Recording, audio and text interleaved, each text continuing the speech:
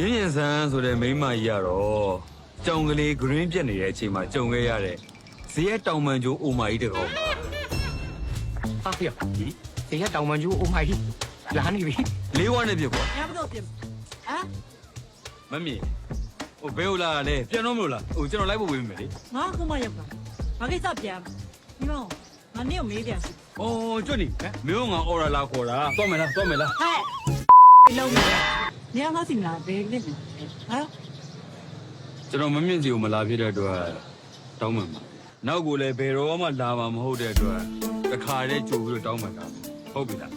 ဒီမှာမမြင်နားလဲအောင်ကျွန်တော်ရှင်းပြပါတော်တိုင်းနဲ့ဖွင့်လို့ရတဲ့တော့ကလောက်ကိုတော့ကလောက်အပြဲလို့ခေါ်တော့ကလောက်တိုင်းကိုဖွင့်လို့ရတဲ့တော့ကိုကြတော့ master key လို့ခေါ်ဟုတ်ပြီနော်